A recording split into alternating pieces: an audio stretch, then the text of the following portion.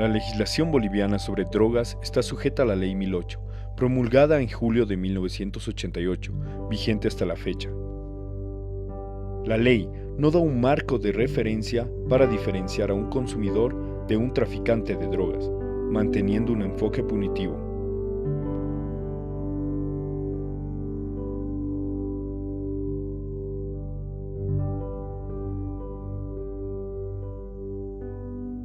La fundación nace a partir de un colectivo de arte, de jóvenes que trabajan temas de políticas de drogas a partir de historias, de vivencias, ¿no? Y empezamos a hacer una serie de microdocumentales, microtestimonios con historias de personas, de jóvenes que habían sido privados de libertad por delitos de drogas.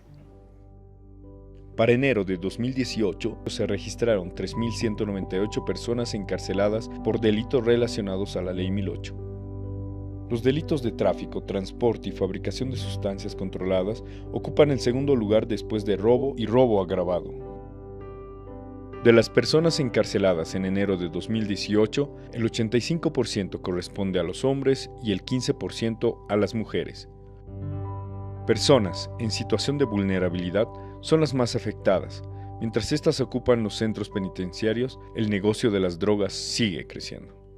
La Ley 1008 se caracteriza por ser bastante punitiva, por ser bastante antigua, no está actualizada, ¿no? Y presenta varios vacíos legales que no permiten la diferenciación entre consumo o entre microtráfico, ¿no? Entonces, al no haber una diferenciación o escalas, pues mucha gente que está en situación de consumo o mujeres que se ven forzadas al microtráfico por sus consecuencias de vida, por su situación de vida, bueno, tienen que enfrentar penas iguales o mayores a las de un traficante a gran escala.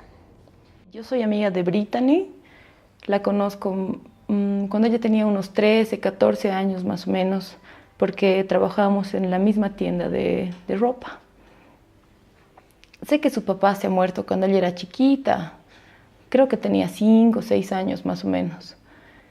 Y ella me contó esto porque su mamá luego salía con un señor que quería abusar de ella. Y por eso ella andaba en las calles, no quería estar en su casa, se salía. Y le ha dicho a su mamá, pero su mamá no le creía. Lo peor ha sido que después de un tiempo, creo que cuando ya tenía 8 o 9 años, el señor ha abusado de Brittany. Y ella empezó a trabajar porque ya no quería estar en su casa. Se ha embarazado y después ella ha comenzado a vender clefa. Vendía a veces entre 100 y 200 botellas al día. Y ella solo repartía, porque las que se les dicen las tías son las que reparten, las que distribuyen esto por zonas, ¿no? Y ella solo se encargaba de vender las botellitas. Yo tenía que trabajar desde mis 15 años, así subiendo, bajando desde la ciudad del Alto hasta aquí abajo. Y ahí me conocí a un hombre.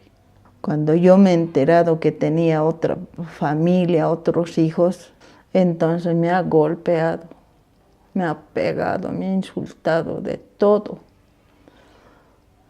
Y se ha ido. Entonces en una de esas cargado mi guagua estaba yo y una señora me dice si quería yo trabajar con ella llevando paquetes, que me iba a pagar bien.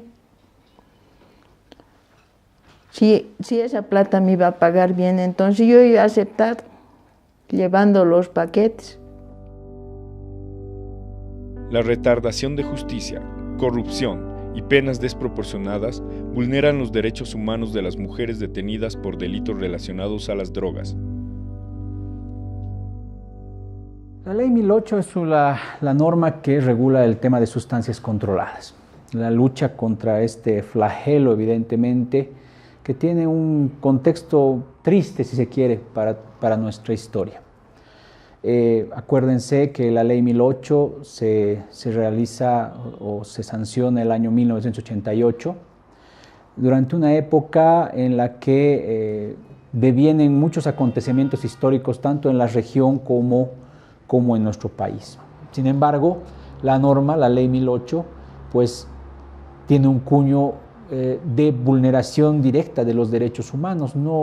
Ya desde esa época se decía que esta norma simplemente lo que hacía era represión al narcotráfico. No había políticas, no había lo que después o ahora hablamos de desarrollo alternativo o una política más adecuada para los derechos humanos. Era represión. Entonces se castiga desde el microtráfico hasta los grandes traficantes de la misma manera. Era plata fácil, ¿no? Pero ella ya estaba con su pancita y estaba embarazada. Ella, por querer hacer más plata, ha comenzado a vender en otras zonas, sin saber que estas tías eran dueñas de cada zona, encargadas. Entonces la tía de otra zona la ha visto y la ha acusado a la policía. Entonces la han agarrado y ella estaba con las botellitas y sé que le han pedido 3.000 bolivianos, que es un monto que ella no tenía ese rato.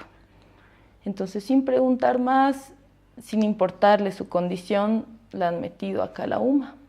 Un día de esos, unos policías por atrás me han agarrado. Yo estaba agarrado a mi hijito. Y me dicen, a ver señora, ¿qué estás llevando aquí en tu bolsa? ¿Tienes denuncia? Yo no estoy haciendo nada malo, no es de mí, solo me han dicho que entregue. Y me han llevado. No les ha importado ni siquiera que si ha llorado mi hijo o no. Por eso he entrado a la cárcel. Con el tema del Código del Sistema Penal se eliminaba justamente el tema del microtráfico, por ejemplo. Ya no era punible, tenía otras medidas de control, y también el tema de la regulación de penas respecto al tema de narcotráfico, transporte de sustancias controladas, diferenciaba mucho, ¿no? Entonces esto era un avance muy, muy grande y que desgraciadamente por la abrogación del Código del Sistema Penal se ha perdido. Entonces volvemos a mantener la ley como estaba. Puesto que la mayor parte de víctimas, por así decir, de estas leyes tan punitivas son personas en situación de vulnerabilidad, ¿no? Jóvenes y mujeres sobre todo. En ese sentido, creo que es mucho mejor ir paso por paso, ¿no? Hablando de descriminalizar el microtráfico, de despenalizar una posesión para consumo, y eventualmente, si es que hablamos de legalización, tendría que ser siempre en un objetivo hacia una política pública de regulación. Las políticas de drogas boliviana ha dado lugar a una excesiva criminalización, exclusión social, al uso problemático de drogas y a la violación de los derechos humanos por parte del sistema de justicia. Entonces, en esta lógica, pues también se acontecen hechos en nuestro país. Por ejemplo, la muerte de Noel Ken Mercado. Eso es un detonante para la lucha antidrogas en nuestro país. Pues antes solamente estaba regulada por el Código Penal, ¿no? Por el antiguo Código Penal, que refería a una parte simplemente de lucha antidroga contra el tema narcotráfico. Es después de la muerte de Noel Ken Mercado donde se determina que se encuentra una gran fábrica de cocaína que se empieza a hablar ya, entra en la agenda pública este tema con mucha fuerza. Julián tiene 25 años. Tras una denuncia anónima, 20 policías realizaron un operativo. Le encontraron 4 gramos de marihuana y pasó 9 meses con detención preventiva en la cárcel de San Pedro. Su familia se vio forzada a pagar una gran suma de dinero para que actualmente se encuentre con 7 años de arraigo. Juan tiene 40 años, está por concluir una sentencia de 25 años. Él vendía marihuana y cocaína para apoyar económicamente a su familia. Durante el juicio fue acusado por el hijo de la juez. La juez dictó sentencia máxima. Pedro tiene 23 años, es viudo y tiene una hija con discapacidad. A sus 18 años, saliendo del trabajo, le incautaron un cigarrillo de marihuana. Permaneció un año en la cárcel de San Pedro. Para comprobar que era un consumidor, tuvo que pagar una gran cantidad de dinero. Yo he visto como ella le han pedido que denuncie quién era la tía, pero aún así estas tías ponen plata a los policías y listo, nadie sabe nada. Ella ha dado a luz en la cárcel y lo peor ha sido que después, porque era muy jovencita, su mamá se ha llevado a su guagüita. Y ella tiene miedo porque su mamá sigue con el señor que la ha abusado cuando era niña. Entonces es un problema que se puede volver a repetir. Y como digo, ella no es una mala persona, simplemente pienso que nunca ha tenido a nadie que la haya podido guiar, que le haya podido enseñar. Y en la desesperación de trabajar y de tener dinero para su hijo, ha hecho lo que ha hecho. Los que deberían estar en la cárcel no están. Y los que hemos tenido necesidad de trabajar, hemos entrado por necesidad. Ni siquiera el juez nos ha escuchado. Hemos hecho por necesidad de trabajar. Nada no nos ha escuchado y nos han metido adentro.